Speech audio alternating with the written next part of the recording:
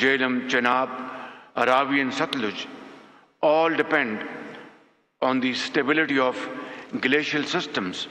This makes us, Pakistan, one of the most vulnerable countries to any climatic changes that impact glaciers.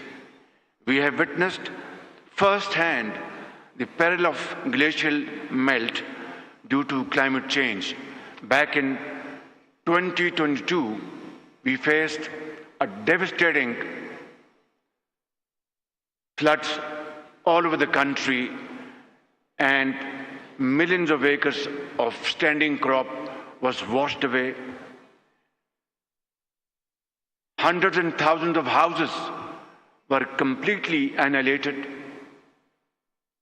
And of course, infrastructure got severe damage out of this devastating floods due to climate change.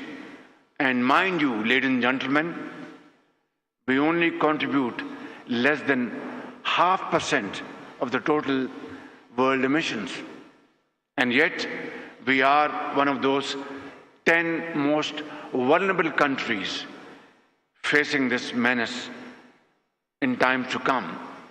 I pray to Allah Almighty that other countries do not face this kind of devastation which we faced back in 2022, but it will not be protected through words and speeches. It requires comprehensive plan and immediate implementation.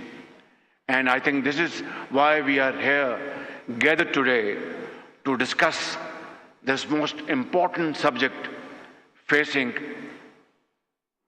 humanity around the globe. Ladies and gentlemen, scientific projections are very sobering. Glacial melt in our region is expected to accelerate. Flooding in the coming decades, followed by a drastic decline in river flows as glaciers recede further. These changes threaten our fragile ecosystem. As we inch closer to these grim new realities, we must heed the alarm bells, the flashing signs of haunting consequences, lost livelihoods, displaced families, and a deep chaos. There is no country that has more at stake in ensuring the preservation of glaciers than Pakistan. Excellencies, climate change has no borders, neither should our response be. Pakistan believes in shared responsibility and collective action. There is an urgent need for an enhanced global climate action to mitigate the negative impacts of climate change. The developed countries must meet their climate financial commitments without any delay and with a balanced focus on adaptation and mitigation as well as loss and damage. Adequate funding for climate resilient infrastructure and overcoming financing gap remains critical for climate vulnerable countries. Investment must be made in the early warning systems and disaster preparedness and management. Above all, we must recognize that water transcends political boundaries, connecting communities and sustaining ecosystems and cultures. Ladies and gentlemen, the world today bears fresh scars for the use of conventional weapons in Gaza that have left deep wounds. As if that were not enough, we are now witnessing an alarming new law, the weaponization of water. India's unilateral and illegal decisions to hold in abeyance the Indus Water Treaty, which governs the sharing of the Indus Basin's water, is deeply regrettable. Millions of lives must not be held hostage of narrow political gains, and Pakistan will not allow this, never, will not allow the red line to be crossed.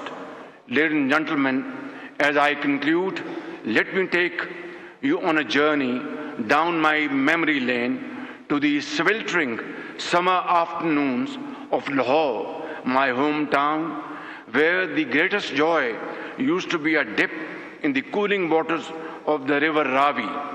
That river, like so many others across our region, are nourished by distant glaciers which we never see, yet whose generosity sustains our lives and livelihood. And just as the Ravi flows through the plains of Punjab, the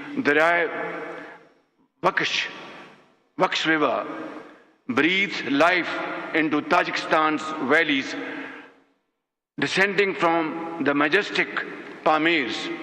These rivers remind us that our waters and our glaciers that feed them bind us in a shared destiny. Let us protect and preserve nature's precious bounties for our planet and our peoples. Thank you all.